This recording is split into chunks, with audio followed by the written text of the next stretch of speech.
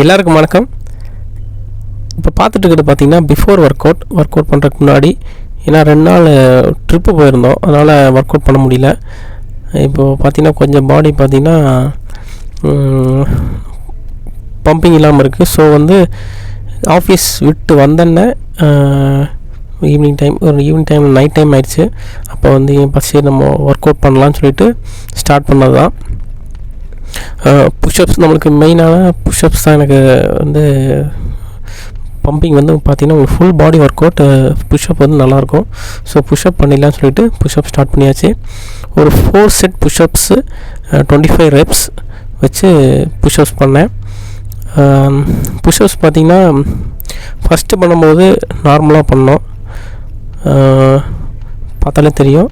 ஆனால் நான் பண்ணும்போது பார்த்திங்கன்னா நம்ம எப்பவுமே புஷ்அப்ஸ் பண்ணும்போது கரெக்டாக ஒரு ரெப்ஸு ரொம்ப ஸ்பீடாக பண்ணாமல் நார்மல் ஒரு ஸ்பீட்லேயும் கரெக்டு பொசிஷன்லேயும் பண்ணிங்கன்னா உங்களுக்கு ரெப்ஸு கம்மியாக இருந்தாலும் உங்களுக்கு பார்த்திங்கன்னா நல்ல ரிசல்ட் கிடைக்கும்.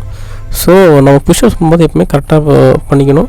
இது பார்த்திங்கன்னா நான் இப்போ பண்ணது நம்ம அப்பர் பேக் பார்த்திங்கன்னா இனி கொஞ்சம் கூடி ஸ்ட்ரெச் பண்ணி ஓப்பன் பண்ணி பண்ணுறது இந்த ஒர்க் அவுட்டு. புஷ்அப்ஸில் நிறைய வேரியேஷன் இருக்குது, நம்ம நிறைய வேரியேஷனில் பண்ணலாம். இது பார்த்திங்கன்னா இனி கொஞ்சம் கூட ரிசல்ட் பார்த்திங்கன்னா நல்லாயிருக்கும். ஆனால் இது கொஞ்சம் நம்ம கான்சன்ட்ரேஷன் பண்ணணும் கரெக்டாக. இல்லைன்னா நமக்கு அந்த மேலே அப்பர் பேக் ஓப்பன் பண்ணும்போது நம்ம ஸ்ட்ரெச் பண்ணும்போது கரெக்டாக நம்ம பண்ண முடியாது. ஸோ அது கொஞ்சம் நீங்கள் கான்சன்ட்ரேஷன் பண்ணி பண்ணால் போதும், கரெக்டாக பண்ணலாம். இது நல்ல ரிசல்ட் கிடைக்கும் உங்களுக்கு. புஷ்அப்ஸ் பண்ணும்போது செஸ்ட்டுக்கும் பேக்குக்கும் நல்ல ஒரு ட்ரைசப்ஸுக்கும் நல்ல பாடி ஸ்ட்ரென்த் பார்த்திங்கன்னா இன்க்ரீஸ் ஆகும். உங்கள் ஆர்ம் ஸ்ட்ரென்த்தும் கூட இன்க்ரீஸ் ஆகும். நல்லா செஸ்ட்டும் கூட நல்லா சீக்கிரம் பம்ப் ஆகும். நல்ல ரிசல்ட் கிடைக்கும் உங்களுக்கு. புஷ்அப்ஸ்னாலே ஃபுல் பாடி ஒர்க் அவுட் நல்லாயிருக்கும். கரெக்டாக பண்ணுங்கள். எப்பவுமே நம்ம ப்ரீத்திங் ஆனாலும் சரி, ப்ரீத்திங்கும் கரெக்டாக கீழே டவுன் பண்ணும்போது ப்ரீத் இன் பண்ணிவிட்டு மேலே போகும்போது ப்ரீத் அவுட் பண்ணணும். அந்த மாதிரி கரெக்டாக நம்ம ப்ரீத்திங்கும் கரெக்டாக பண்ணிவிட்டு கரெக்டாக நம்ம பொசிஷனும் கரெக்டாக இருந்தால் நல்ல ரிசல்ட்டு கிடைக்கும். நீங்கள் ஒரு 10 reps பண்ணாலும் கரெக்டாக பண்ணும்போது நல்ல ரிசல்ட் நம்ம பார்க்கலாம்.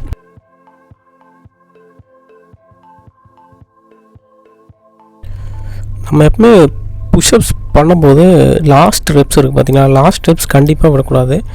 நம்ம ஒரு 10 பண்ணுறேன்னா 10 கொஞ்சம் உங்களுக்கு ஸ்ட்ரெயின் பண்ணி வைங்க. 10 முடிச்சு லாஸ்ட் ஒரு ரெப்ஸ் இருக்குது பார்த்திங்களா, அதுதான் நம்மளுக்கு மெயினான ரொம்ப இம்பார்ட்டண்ட்டான ஒரு ரெப்ஸு. அப்போ அது நல்லா கொஞ்சம் கஷ்டப்பட்டு பண்ணும்போது உங்களுக்கு பார்த்திங்கன்னா அடுத்த செட்டு உங்களுக்கு அடுத்த செட்டு பண்ணும்போது இனியும் கொஞ்சம் அதிகமாக பண்ண முடியும். இல்லைன்னா இன்னொரு நாள் பண்ணும்போது நம்ம அதை விட இன்க்ரீஸ் பண்ணிட்டு போகணும். ஃபஸ்ட்டு நீங்கள் ஸ்டார்டிங்கில் போகும்போது 10 பண்ணுறீங்கன்னா ஒரு 2 நாள் கழித்து அடுத்தது பார்த்திங்கன்னா ஒரு 15 பண்ணலாம். அதே மாதிரி உங்களுக்கு பாடி பார்த்திங்கன்னா உங்களுக்கு ஆர்ம் ஸ்ட்ரென்த் இன்க்ரீஸ் ஆக உங்களுக்கு பார்த்திங்கன்னா நம்ம புஷ்அப்ஸோட கவுண்ட் ரெப்ஸ் இன்க்ரீஸ் பண்ணிகிட்டே போகலாம். இதுதான் ரெஸ்ட்டு பார்த்திங்கன்னா மேக்ஸிமம் ஒரு 60 seconds, அதாவது 1 minute வரைக்கும் கொடுக்கலாம். கம்மியாக டைமிங் கொடுக்கலாம். கம்மியாக டைம் கொடுக்கும்போது என்னென்னா நம்ம பாடி பார்த்திங்கன்னா அவ்வளோ ரெப்ஸ் எடுக்க முடியாது. ஸோ 1 minute 60 seconds எடுக்கிறது நல்லது. 60 secondsக்கு அப்புறம் ரொம்ப டைமிங் எடுத்துக்கூடாது. ரொம்ப டைமிங் எடுத்து என்ன ஆகுனா நம்ம பாடி வார்ம் அப் பார்த்திங்கன்னா போயிடும். ஸோ அந்த 1 minute நம்ம 60 seconds கழித்து கண்டிப்பாக ஸ்டார்ட் பண்ணி 60 seconds இல்லை 90 seconds அதுக்குள்ளே ஸ்டார்ட் பண்ணிவிட்டு பண்ணுறது நல்லது. இல்லைனா பாடி பார்த்திங்கன்னா உங்களுக்கு அந்த வார்ம் அப் போயிடும், மறுபடியும் பம்ப் பண்ணுற மாதிரி இருக்கும் நம்ம பாடியை. ஸோ அது பார்த்திங்கன்னா மறுபடியும் உங்களுக்கு எனர்ஜி தேவைப்படும். அந்த கரெக்டான டைமிங் இருந்தால் உங்களுக்கு 1/2 hourல உங்களுக்கு கண்டிப்பாக எல்லா ஒர்க் அவுட்டும் பண்ண முடியும். அதான் நம்ம டைமிங் வச்சு பண்ணுறது. கண்டிப்பாக நீங்கள் டைம் வச்சு செட் பண்ணி பண்ணும்போது இனி கொஞ்சம் உங்களுக்கு அந்த ஒர்க் அவுட் பார்த்திங்கன்னா உங்களுக்கு நல்லாயிருக்கும், பெனிஃபிட்டும் நல்லாயிருக்கும். சீக்கிரமாக பண்ணி நம்ம அந்த அரை மணி நேரத்துலேயே எல்லா ஒர்க் அவுட்டும் மேக்ஸிமம் உங்கள் ஒரு செஸ்ட் ஒர்க் அவுட்டு இல்லைனா ஒரு ஆர்ம்ஸ் ஒர்க் அவுட்டும் இதனால அரை மணி நேரம் போடுவோம். பாடி நம்ம நார்மலாக வீட்டில் பண்ணும்போது நார்மல் ஒர்க் அவுட் தான் பண்ணுவோம். பாடி பில்டர்ஸ் பார்த்திங்கன்னா அவங்க அதுக்கு தகுந்த மாதிரி ஃபுட்டெல்லாம் எடுத்துக்குவாங்க. நம்ம வீட்டில் பண்ணும்போது நம்ம நார்மல் ஒரு ப்ரோட்டீனோ கொஞ்சம் அந்த மாதிரி கம்மியானதாக எடுக்க முடியும். ஸோ அதுக்கு தகுந்த மாதிரி நம்ம ஒரு 1/2 hour பண்ணாலே போதுமானது. பாடி பில்டர்ஸ் எல்லாம் அவங்க அதுக்கு தகுந்த மாதிரி வேறு ஹவர்ஸ் கனெக்ட் பண்ணுவாங்க, அது நமக்கு தேவையில்லை. ஓகே, அதே மாதிரி பார்த்திங்கன்னா புஷ்அப்ஸ் முடிஞ்ச பிறகு சரி ஆப்ஸுக்கும் அப்டமனுக்கும் கொஞ்சம் பண்ணிடலான்னு சொல்லிட்டு ஸ்டார்ட் பண்ணேன். அப்போ நம்ம அந்த ஆப் வீல் இருந்துச்சு, ஆப் வீல் வச்சு ஒரு 2 செட்டு பண்ணேன். நல்ல ஒரு ஃபீல். அந்த ஆப் பில்ட் பண்ணும்போது பார்த்தீங்கன்னா உங்களுக்கு அப் டவுன் நல்ல ஒரு டைட் ஆகும், சீக்கிரமாக உங்களுக்கு ரிசல்ட் கிடைக்கும். ஆனால் ஸ்ட்ரெச்சிங் பார்த்திங்கன்னா நல்லா ஷோல்டரில் ஸ்ட்ரெச்சிங் ஆகும்போது உங்களுக்கு ஒரு ஃபீல், அது ஒரு நல்ல ஃபீலாக இருக்கும், நல்ல ரிசல்ட்டும் நல்லாயிருக்கும். ஆனால் கொஞ்சம் கரெக்டாக நம்ம அந்த ஸ்டார்டிங் கொஞ்சம் கம்மியாக ரெப்ஸ் பண்ணிவிட்டு அப்புறம் அதிகமாக போக போக இன்க்ரீஸ் பண்ணது நல்லது. இல்லைன்னா நம்மளுக்கு பேக்கில் பார்த்திங்கன்னா ஸ்ட்ரெயின் ஆகும், பேக் பெயின் வர்றதுக்கு வாய்ப்பு இருக்குது. ஏன்னா அங்கே லோடு உங்களுக்கு பார்த்திங்கன்னா முதுகு பார்த்திங்கன்னா பெண்ட் ஆகும் ஸ்ட்ரெச் ஆகும்போது. ஸோ அதை மட்டும் கரெக்டாக பார்த்துக்கணும், அவ்வளோதான். இது ஒரு 2 செட்ஸ் பண்ணிவிட்டு அப்புறம் உங்களுக்கு அந்த பிஃபோர் ஆஃப்டர் பாடி ரிசல்ட் பார்த்திங்கன்னா நல்ல செஸ்டெல்லாம் பம்ப் ஆகி நல்லா ஒரு ஃபீல் இருக்குது. அதே மாதிரி நான் ஸ்டார்டிங்கில் இப்போ ஒரு முன்னாடி ஒரு மாதம் முன்னாடி ஒரு செஸ்ட் வீடியோ போட்டிருந்தேன். இப்போ பார்த்தீங்கன்னா அப்போ இருக்கிற பாடி கண்டிஷனும் இப்போ இருக்கிற பாடி கண்டிஷனும் எனக்கு ஒரு சேஞ்சஸ் தெரியுது நல்லாவே. ஏன்னா டெய்லி போயிட்டுருக்கனால உங்களுக்கு பார்த்திங்கன்னா அந்த ஃபேட்டு கொஞ்சம் கம்மியாகிருக்கு. அதே இல்லாமல் பாடி ஷேப் வந்து இனியும் கொஞ்சம் கூட இன்க்ரீஸ் ஆகிருக்கு.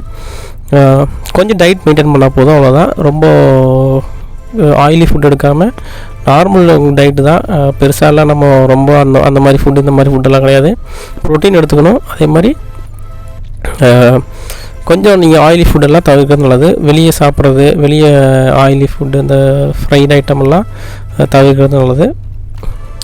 இப்போ பார்த்தீங்கன்னா உங்களுக்கு தெரியும், ஆஃப்டர் ஒர்க் அவுட்டு பண்ணும்போதே உங்களுக்கு பாடி நல்லா செஸ்ட்டு நல்லா பம்ப் ஆகி உங்களுக்கு ஷேப்பும் நல்லா வந்திருக்கு.